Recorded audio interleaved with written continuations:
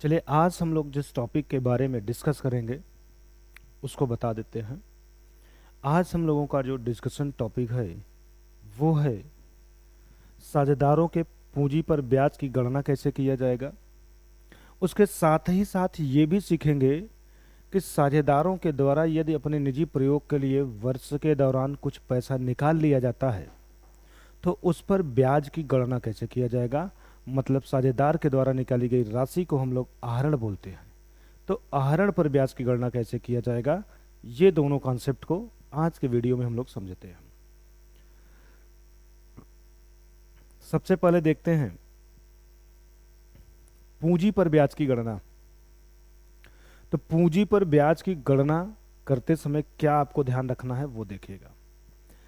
पूंजी, यह ब्याज की गणना हमेशा प्रारंभिक व्यय, पूंजी पर ब्याज की, यहाँ पर लिख लीजिएगा, पूंजी पर ब्याज की गणना हमेशा प्रारंभिक पूंजी व वर्ष के दौरान साझेदारों के द्वारा लगाई गई अतिरिक्त पूंजी पर किया जाता है। यही दो शब्द को ध्यान रखना है।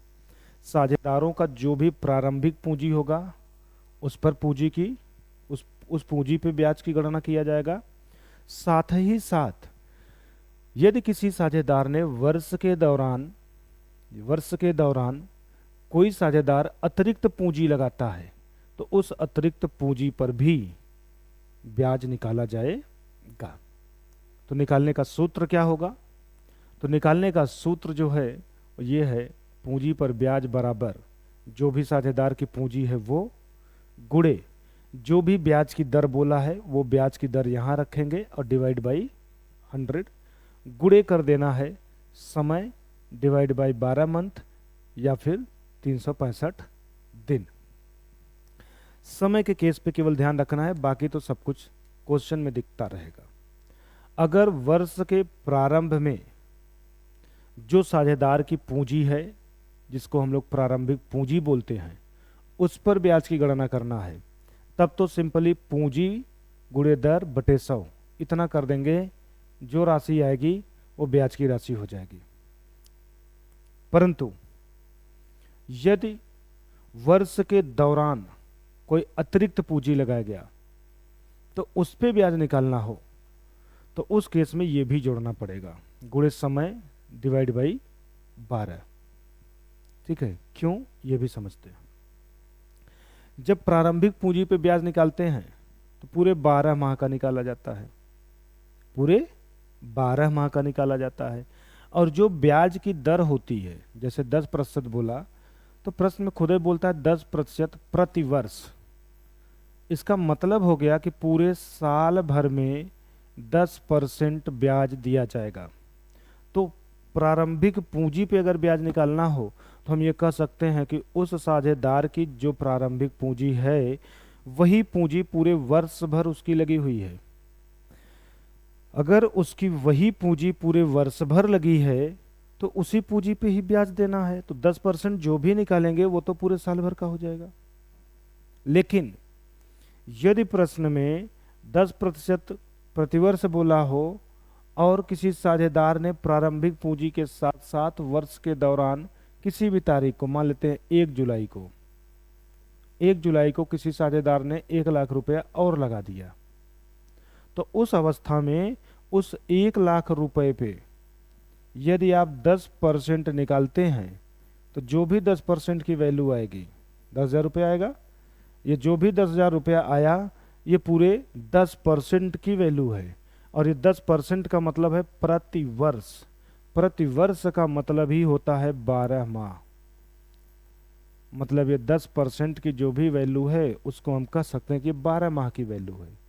जबकि साझेदार ने 1 लाख की जो पूंजी लगाई वो 1 जुलाई को लगाया है।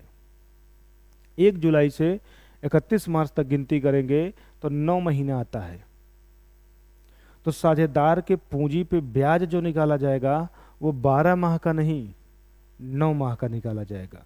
तो उस अवस्था में गुणे 9/12 भी करना पड़ेगा, तब जाकर के जो राशि आएगी वो राशि आपकी कहलाएगी पूंजी पर ब्याज की राशि,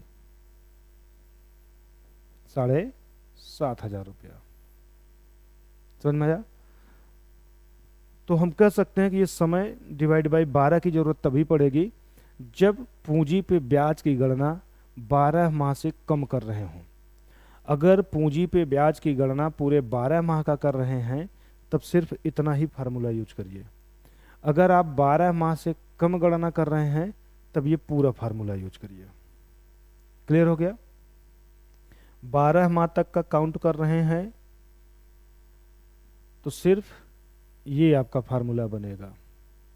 और यदि 12 माह से कम कर रहे हैं, जैसे 11 महीने का निकालना हो, 10 महीने का निकालना हो, 8 महीने का निकालना हो, जैसा भी बोला हो, तो उस केस में जितने महीने का निकालना है उसको ऊपर रख दीजिए और डिवाइड बाई 12 कर दीजिए, तो जो राशि आएगी वो पूंजी पे ब्याज की राशि कहलाएगी। बस इतना ही ध्यान रखना है। ठीक है, तो ये हुआ आपका पूंजी पे ब्याज की गणना करने का तरीका। अब इसके साथ हम लोग देख लेते हैं कि साझेदारों के द्वारा आहरण करने पर ब्याज की गणना कैसे किया जाएगा। तो जब कभी भी साझेदार आहरण करता है तो साझेदारों के आहरण पर ब्याज की गणना कैसे किया जाएगा, उसके लिए हम देखेंगे। तो साझेदारों के आहरण पर ब्याज की गणना परिस्थितियों के हिसाब से अलग अलग विधि में निकाला जाता है। जैसी परिस्थिति हो, मतलब आहरण करने की जो परिस्थिति हो, उसी परिस्थिति के हिसाब से साझेदारों के आहरण पर ब्याज की गणना किया जाता है। तो कई परिस्थितियां हैं, एक छोटा सा क्लू दिखाते हैं। जैसे परिस्थिति नंबर 1, आगे चलेंगे, परिस्थिति नंबर 1 में 2 मेथड से निकालेंगे। फिर आपको परिस्थिति नंबर 2 मिलेगा, उसमें 3 तरीके से है। फिर आगे बढ़ेंगे, परिस्थिति नंबर 3 मिलेगी ये, फिर परिस्थिति नंबर 4 मिलेगा, और इस तरीके से जाके आपका आहरण खत्म होगा, तब जाके साझेदार के ऋण पर ब्याज आएगा, है ना। तो आहरण पर अगर ब्याज की गणना करना है तो आपको 4 परिस्थिति में आहरण पर ब्याज की गणना करना पड़ेगा। कैसे कैसे किया जाएगा वो भी हम स्टेप बाय स्टेप पूरा देखेंगे आज की इस क्लास में। ठीक है, तो चलिए पहली परिस्थिति हम देखते हैं। पहली परिस्थिति है जब आहरण की राशि व तिथियां भिन्न भिन्न हो।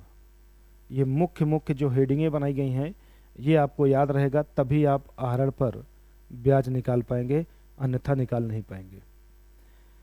जो भी आहरण की तिथि है और जो आहरण की राशि है वो भिन्न भिन्न हो। भिन्न भिन्न का मतलब कि किसी महीने में 1 तारीख को करे तो किसी महीने में 10 तारीख को करे, किसी महीने में 5 तारीख को करे, तो ये आहरण की तिथि भिन्न भिन्न बोली जाएगी। राशि भिन्न भिन्न हो का मतलब हो गया कि किसी महीने में 2000 निकाले तो किसी महीना में 5000 निकाले, किसी महीना में 3000 निकाले, किसी महीने में 15000 निकाले, तो ये राशि भिन्न भिन्न हो जाएगा। तो जब भी ऐसा प्रश्न में बोले कि आहरण की राशि और आहरण की तिथि दोनों अलग अलग है, तो ऐसी परिस्थितियों में आहरण पर ब्याज की गणना करने की 2 विधियां हैं। उन्हीं दोनों विधि में से किसी एक विधि से आप निकाल सकते हैं, अगर प्रश्न में विधि के बारे में व्याख्या नहीं किया है तो। परंतु यदि प्रश्न में विधि के बारे में बता दिया है तो फिर आपको विधि के ही द्वारा निकालना पड़ेगा। विधि कौन सी है? सरल विधि और गुणनफल विधि। सरल विधि को सिंपल मेथड बोलते हैं, गुणनफल विधि को प्रोडक्ट मेथड बोलते हैं। सरल विधि का मतलब क्या है वो देखेंगे, गुणनफल विधि से क्या निकालेंगे फार्मूला वो देखेंगे। सरल विधि का मतलब होता है साझेदार के द्वारा आहरण की गई राशि पर, जो भी आहरण की राशि हो, उस आहरण की राशि पे जो दर बोला हो, दर से गुणा कर दीजिए, डिवाइड बाई 100 कर दीजिए। और आप देखेंगे कि जो आहरण की राशि है उस पे ब्याज 12 महीने का निकालना है या 12 माह से कम निकालना है। यदि 12 माह का निकालना है तब यही को सॉल्व कर दीजिए, जो राशि आएगा वो आहरण पर ब्याज हो जाएगा। परंतु यदि 12 महीने से कम निकालना हो, जैसे 10 महीना निकालना हो, 6 महीना निकालना हो, 2 महीना निकालना हो, तो उस अवस्था में इसी के आगे उसको भी जोड़ दीजिए। जय महीना निकालना उसको ऊपर लिखिए और डिवाइड बाई 12 कर दीजिए, तो जो आएगा राशि वो आहरण पर ब्याज की राशि कहलाएगी। क्लियर हो गया? एक छोटा सा एग्जाम्पल ले लेते हैं जो आपको समझाया गया उसी के ऊपर। एक व्यक्ति है जो 1 अप्रैल को 10,000 रुपया निकालता है और 1 जुलाई को 15,000 रुपया निकालता है। और खाता 31 मार्च को क्लोज होता है और ब्याज की दर जो है वो 10% है। आपको आहरण पर ब्याज निकालना है ना। तो साझेदार के द्वारा अगर हम बात करें तो यहाँ पे आहरण की राशि 2 बार की गई। एक बार 10,000 रुपये का आहरण किया गया और एक बार 15,000 का किया गया। अब इस 10,000 रुपये पे जब हम ब्याज की गणना करेंगे तो कितने महीने का निकालेंगे? तो सोचिए, 1 अप्रैल को उसने आहरण किया है और खाता 31 मार्च को बंद होता है, तो उस पे जो ब्याज की राशि निकाली जाएगी 1 अप्रैल से लेकर के पूरे 31 मार्च तक निकाला जाएगा। पहले वाले केस में 1 अप्रैल से लेकर के पूरा 31 मार्च तक का निकाला जाएगा। तो जोड़ेंगे तो कुल 12 माह होगा। तो हम कहेंगे कि पहले वाले आहरण पर पूरे 12 महीने का ब्याज निकाला जाएगा। तो उस केस में क्या होगा फार्मूला या कैसे निकालेंगे? तो लिखेंगे 10,000 गुणे दर कितना है 10 डिवाइड बाई 100, सॉल्व कर देंगे तो 1,000 जो आएगा वो आपका आंसर हो जाएगा। परंतु हम दूसरा जो आहरण देख रहे हैं, अगर उसकी बात करें तो वो आहरण 1 जुलाई को किया गया है। तो उस पर अगर हम ब्याज की गणना करेंगे तो 1 जुलाई से लेकर के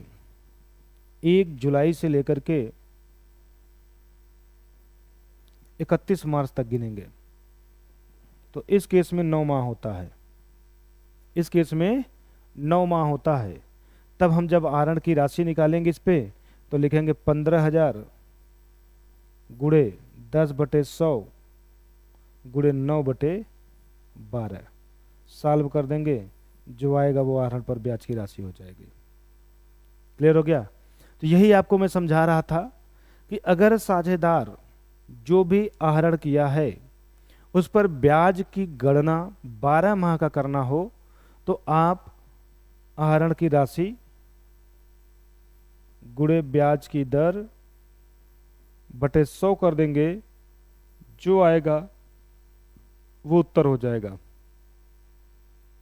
परंतु यदि आहरण पर ब्याज की गणना 12 माह से कम करना हो तो कम में कुछ भी हो सकता है, 11 महीना, 10 महीना, 9, 8, 7, 4, 5, 4, 3, 2, जो भी कह लीजिए, जितने भी महीने का कम करना हो, कुल मिला के 12 माह से कम करना हो तो उस केस में राशि गुणे दर बटे 100 गुणे जितने माह का निकालना है ऊपर डिवाइड बाय 12, ये करेंगे तब जो अमाउंट आएगा वो आहरण पर ब्याज की राशि कहलाएगी। क्लियर हो गया? और जब आप हर एक आहरण पर ब्याज अलग अलग निकालते हैं, जैसे हमने 10,000 पे ब्याज अलग निकाला, 15,000 पे ब्याज अलग निकाला, तो इस तरीके से निकालने की विधि को सरल विधि कहते हैं। कौन सी विधि कहते हैं? सरल विधि। तो सरल विधि से जब भी ब्याज निकालने की बात किया जाएगा तो इसका मतलब समझ जाइए कि हर एक आहरण पर अलग अलग ब्याज निकालिए। जैसा कि आहरण की 2 राशियों का एग्जाम्पल लेकर के कैसे निकाला जाएगा वो आपके सामने दिखाया गया। तो ये हो गया आपका सरल विधि से आहरण करने का फार्मूला। गुणनफल विधि क्या है? तो गुणनफल विधि से कुछ अलग नहीं है। जो सरल विधि है वही आपका जाकर के गुणनफल विधि का रूप धारण कर लेती है। बस अंतर इतना होता है कि हर राशि का जो अलग अलग ब्याज निकाल रहे थे सरल विधि में, सेम वही फार्मूला इसमें भी आता है। बस सरल में जो जो कॉमन पाया जाता है उसको गुणनफल विधि में एक बार लिख लेते हैं। एग्जाम्पल अभी उसका भी लेकर समझाएंगे तो समझ में आ जाएगा। जैसे समझिएगा, जैसे अगर हम बात करें कि यहां पर आहरण 10,000 रुपए का था और 15,000 रुपये का था। 2 आहरण की राशि थी। इस पे पूरे 12 महीने का निकालना था और इस पे पूरे 9 माह का निकालना था। तो सरल विधि में आप क्या कर रहे थे, आहरण की राशि 10,000 गुणे ब्याज की दर 10/100 गुणे पहले वाले केस में 12 माह डिवाइड बाई 12। दूसरे वाले केस में 15,000 का आहरण किया गया था, तो 15,000 उस पे 9 माह का ब्याज 9 माह का ब्याज निकालना है।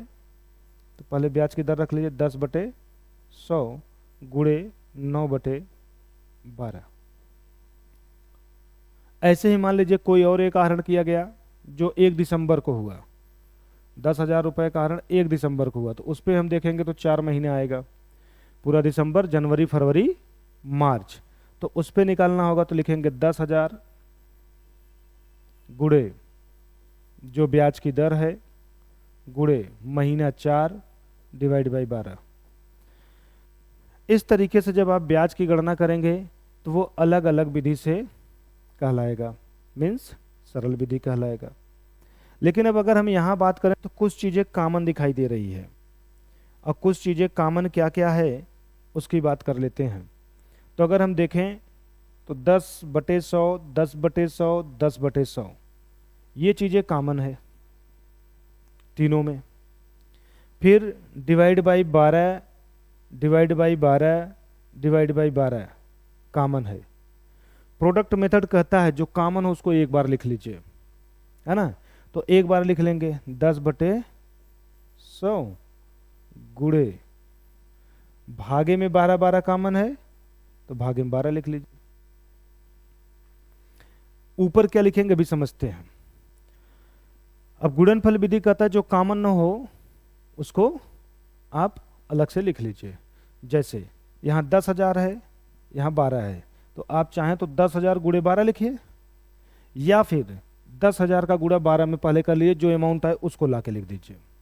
तो 10 का गुणा 12 में कर देंगे, 10 का गुणा 12 में कर देंगे तो 1,20,000 हो जाएगा।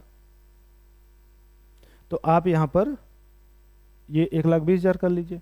फिर 15 का गुणा 9 में कर दीजिए तो 1,35,000 हो जाएगा। और 10 का गुणा 4 में कर दीजिए तो 40,000 हो जाएगा। ये राशि जो आएगी इसी को जोड़ दीजिए। 1,20,000 में 40 जोड़ेंगे 1,60,000, 1,60,000 में 35 जोड़ेंगे 1,95,000, 1,95,000 1,00,000 जोड़ देंगे 2,95,000। तो ये जो राशि आई 2,95,000 रुपया, इसी को लाके एक बार यहाँ लिख दीजिए 2,95,000 रुपया गुणे 10/100 गुणे। अब सोचिए ये इसमें जाके गुणा हो चुका है, ये इसमें जाके गुणा हो चुका है, ये इसमें जाके गुणा हो चुका है, तो ऊपर से तो इन लोगों का अस्तित्व तो खत्म हो गया। अब खत्म हो गया तो उसकी जगह कितना लिख सकते हैं 1। ये रख के सॉल्व कर दीजिए, जो आएगा वो ब्याज की राशि हो जाएगी। तो यही कौन सी विधि बनती है, गुणनफल विधि। क्लियर हो गया। तो ये जो राशि रखी गई है इसी को हम बोलते हैं गुणनफल की राशि। गुणनफल की राशि निकलता कैसे है, तो जो आहरण की राशि है प्लस जितने माह का ब्याज निकालना उसी से गुणा कर दीजिए तो मालूम हो जाएगा। तो इस तरीके से आप गुणनफल विधि से आहरण की गई राशि पे ब्याज निकाल लेते हैं। फार्मूला देख लेते हैं कैसे फार्मूला बनेगा। तो देखिए जब आप सरल विधि से निकालेंगे तो जो भी आहरण की राशि है उसको रख लीजिए, जो ब्याज की दर है उसको रखिए डिवाइड बाई 100 और गुणे करेंगे समय डिवाइड बाई 12 या 365। और समय क्या है, तो समय लिया जाएगा आहरण की तिथि से लेकर के खाते बंद करने के तिथि तक। मतलब ऊपर क्या लिखा जाएगा, तो उसके लिए आपको देखना है कि कौन से तारीख को आहरण किया गया और कौन से तारीख को खाता बंद किया जा रहा है। जैसे अभी हमने पीछे एक एग्जांपल लिया था कि आहरण 1 जुलाई को हुआ, तो 1 जुलाई से 31 मार्च तक काउंट करेंगे तो 9 महीना आएगा, तो ऊपर 9 डिवाइड बाई 12 रख लीजिए। 365 कब रखेंगे, तो जब आहरण की तिथि माह के प्रारंभ में, माह के मध्य में या माह के अंत में न होकर के कोई और तारीख को हो जाए, तो उस अवस्था में ऊपर दिनों की संख्या रखेंगे और नीचे 365 रख देंगे। ठीक है, ये हो गया साधारण विधि से। गुणनफल विधि से आएंगे तो कुल गुणनफल की राशि रखेंगे, ब्याज दर बटे 100 गुणे 1/12, इस सूत्र होगा। गुणनफल की राशि कैसे निकाला जाएगा, तो उसके लिए देखेंगे तो गुणनफल की राशि निकालने के लिए आहरण की राशि में माह से गुणा कर दीजिए। और कौन सा माह, तो आहरण की तिथि से लेकर खाते बंद करने के तिथि तक के जितने भी हैं उसी से आप यहाँ गुणा कर देंगे, तो आपको कुल गुणनफल की राशि प्राप्त हो जाएगी। तो इस तरीके से ये दो विधियों से आप आहरण पर ब्याज की गणना कर सकते हैं। तो हम कह सकते हैं कि केस नंबर फर्स्ट हमारा खत्म हुआ। केस नंबर फर्स्ट में कैसे आहरण पर ब्याज निकाला जाता है वो आपको बताया गया, लेकिन केस नंबर फर्स्ट की जो परिस्थिति थी वो परिस्थिति ये थी कि आहरण पर ब्याज जब निकालेंगे तो यह ध्यान रखेंगे कि आहरण की राशि और तिथि दोनों भिन्न भिन्न हो, तभी इस मेथड को प्रयोग करते हैं, अन्यथा कुछ और प्रयोग किया जाएगा। तो इस तरीके से हमारा ये पहली परिस्थिति खत्म हुई। अब अगली हमारी जो परिस्थिति है वो दूसरी है कि जब आहरण की राशि व तिथि समान हो, मतलब हर माह में राशि भी सेम हो और आहरण करने की तिथि भी समान हो, तो उस अवस्था में आहरण की राशि पर ब्याज कैसे निकाला जाएगा। तो यहाँ पे देखते हैं कि आहरण की राशि जो भी हो, हर माह अगर पहले माह 2000 निकालेगा तो हर महीना 2000 रुपये निकालेगा, मतलब राशि भी कभी भी चेंज नहीं होगा। तिथि की बात करें, अगर 1 अप्रैल को निकालेगा तो अगले माह में भी 1 ही अप्रैल को निकालेगा, 1 मई को निकालेगा, फिर अगले माह में भी 1 जून को निकालेगा, फिर अगले माह में 1 जुलाई को निकालेगा, मतलब हर माह के पहली तारीख को आहरण करेगा और हर बार आहरण की राशि वही होगी जो पहली बार किया जाएगा। तो ऐसे अवस्था में क्या फार्मूला यूज होगा, तो ऐसी अवस्था में फार्मूला 3 तरीके का यूज होगा, 3 तरीके का होगा, है ना। 3 तरीके का फार्मूला क्यों यूज होगा वो देखेंगे, क्योंकि आहरण जो किया जाएगा वो प्रत्येक माह के प्रारंभ में हो सकता है, हर माह के प्रारंभ में आहरण हो सकता है, या फिर वही आहरण मध्य में भी हो सकता है, वही आहरण अंत में भी हो सकता है। तीनों ही दशाओं में सेम फार्मूला होगा, सिर्फ परिवर्तित होगा तो ऊपर प्रारंभ के केस में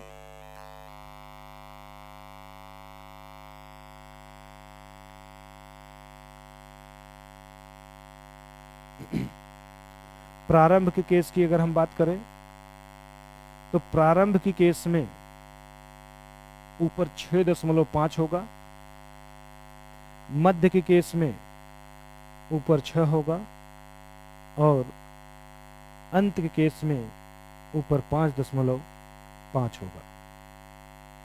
तो ये आपकी 3 परिस्थितियां बनेंगी, बाकी सारा फार्मूला आप देखेंगे तो सेम ही है। जैसे अगर हम बात करें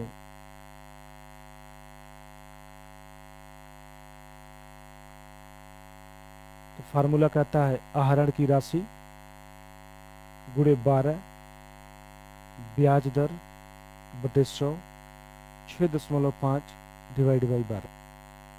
ये फार्मूला क्यों बना इसके बारे में हम लोग जानेंगे, है ना। तो ये फार्मूला क्यों बना एक कॉन्सेप्ट समझ जाइए, बाकी सब आप समझ जाएंगे। पहले तो आप सबसे पहले महीना लिख डालिए, अप्रैल, मई, जून, जुलाई, अगस्त, सितंबर, अक्टूबर, नवंबर,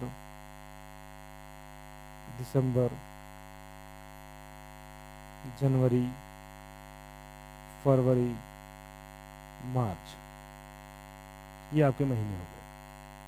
अब क्वेश्चन में बोल रहा है कि जो आहरण किया जाएगा वो हर माह के प्रारंभ में किया जाएगा, मतलब पहली तारीख को, है ना, हर माह के पहली तारीख को। राशि जो होगी वो हर माह में सेम होगा, मतलब 2000 पहले माह में करेगा तो 2000 दूसरे में भी, 2000 तीसरे में भी, 2000 तीसरे, चौथा, पांचवा, छठवां, ऐसे करते हुए आप पूरा 12 माह तक लिख डालेंगे।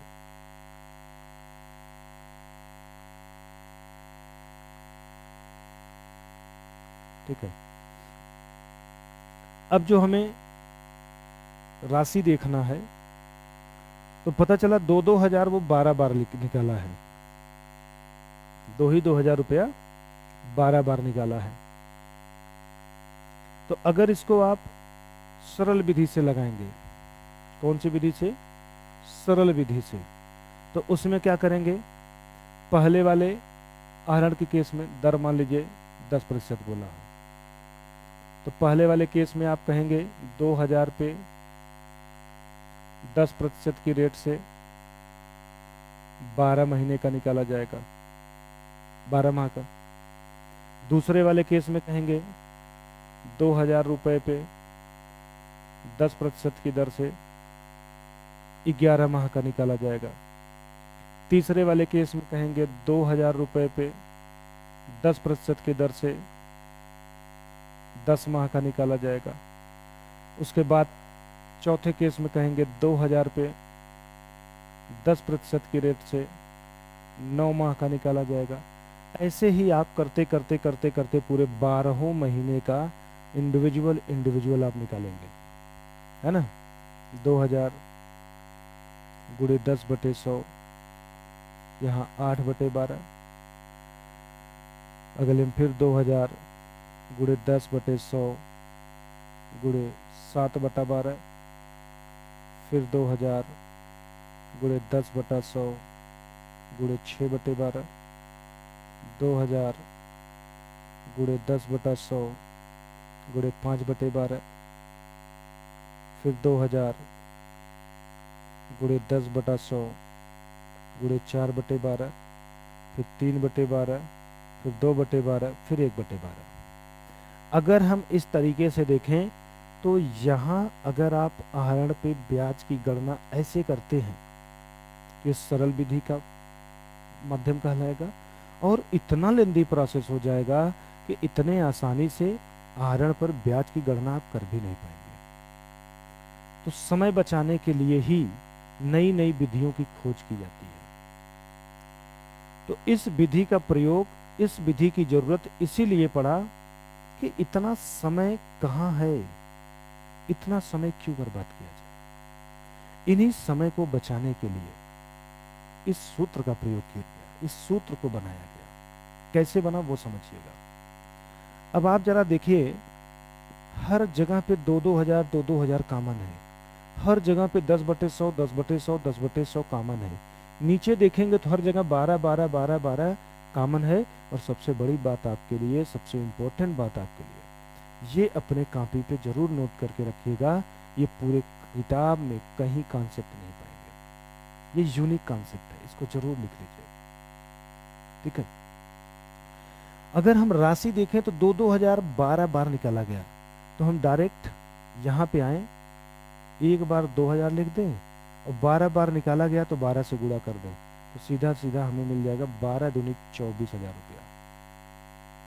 ब्याज की दर भी कॉमन है, हर जगह 10/100 10/100, तो 10/100 एक बार हम ब्याज की दर लिख दें, गुणे डिवाइड में 12 हर जगह कॉमन है, तो डिवाइड बाई 12 लिख दीजिए। लेकिन ऊपर की अगर हम बात करें तो यहाँ 12 है, यहाँ 11 है, यहाँ 10 है, 9 है, 8 है, 7 है, 6 है, 5 है, 4 है, 3 है, 2 है, 1 है। इसका योग कर दीजिए, तो योग करेंगे तो आएगा 78। कितना आएगा? 78। और ये कितनी संख्याओं को जोड़ के आया, तो आंसर होगा 12। उसी 12 से भाग दीजिए तो औसत मालूम हो जाएगा। 12 से भाग देंगे तो 6.5 आएगा। तो आप औसत ब्याज निकाल देंगे। तो उस केस में आप 6.5 यहां शुरुआत में ला करके रख दीजिए। 6.5 शुरुआत में रख दीजिए, तो आपका सूत्र बन जाएगा प्रत्येक माह के प्रारंभ में किया जाने वाले आहरण पे ब्याज की गणना का। समझ में आया? इसको आप लिख लीजिए। इसी की तरीके से अगर हम बात करें कि अगर आहरण की राशि प्रत्येक माह के मध्य में किया जाए, आहरण की राशि प्रत्येक माह के मध्य में करने पे कैसे निकाला जाएगा? तो आप सोचिए, अगर पहले महीने की बात करें, मतलब अप्रैल में अगर आहरण किया जाता है, वो भी मध्य में, तो उस पर 11.5 महीने का ब्याज निकालना पड़ेगा। मई के महीने में आएंगे तो 10.5 महीने का निकालना पड़ेगा। उसके बाद वाले में 9.5, 8.5, 7.5, 6.5, 5.5, 4.5, 3.5, 2.5, 1.5 और लास्ट वाले में सिर्फ आधा महीने का।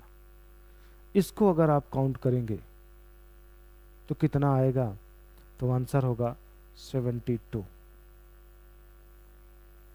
और इसका एवरेज निकालेंगे, एवरेज मंथ निकालेंगे तो 72 डिवाइड बाई 12 कर देंगे तो 6 माह आ जाएगा। तो जब आहरण प्रत्येक माह के मध्य में किया जाएगा, तो जितनी भी आहरण की राशि होगी, उस आहरण की राशि में 12 से गुणा कर दीजिए, क्योंकि हर माह एक ही राशि निकाली जा रही है, तो 12 बार निकाला जाएगा पूरे साल भर में। 12 से आप गुणा कर दीजिए। ब्याज की दर जो दिया है उस दर को रख लीजिए। 6 से जो औसत मंथ आया गुणा कर दीजिए और 12 से भाग दे दीजिए। तो ये हो जाएगा मध्य के केस में। अब बात कर लेते हैं अंत के केस में। तो अगर आहरण हर माह के अंत में कर रहे हो, वो भी समान राशि, तो क्या होगा? तो अब आप सोचिए, अप्रैल के महीने में करेंगे तो अंत में, और जब आप प्रथम माह के अंतिम तारीख को आहरण करेंगे तो उस पर तो ब्याज निकलेगा नहीं। तो उस महीने को छोड़ करके अगर गिनेंगे तो कुल 11 महीना होता है। तो माने पहले आहरण पे 11 महीना, फिर दूसरी बार जब आहरण करेंगे तो 10 महीना, तीसरी बार 9, 8, 7, 6, 5, 4, 3, 2, 1 काउंट करेंगे 66 महीने टोटल हो जाएंगे। और इस 66 महीने को 12 से डिवाइड करेंगे तो 5.5 महीने आ जाएगा। तो उस केस में औसत यहाँ पे कितने माह लेके चलेंगे? 5.5। तो इस तरीके से आप प्रत्येक माह के प्रारंभ में, मध्य में या अंत में जब भी निकालने के लिए आपसे बोला जाए, आप आहरण पे ब्याज की गणना कर लेंगे। तो इस सूत्र को आप लोग लिख लीजिए। फिर आगे हम लोग देखते हैं कि यदि आहरण प्रत्येक तिमाही की दशा में किया जाए तो कैसे फार्मूला बनेगा। तो इसको आप लोग नोट कर लीजिए। बाकी तिमाही का जो कॉन्सेप्ट होगा ये हम लोग अगले वाले वीडियो में डिस्कस करेंगे। इसको आप लोग नोट कर लीजिए।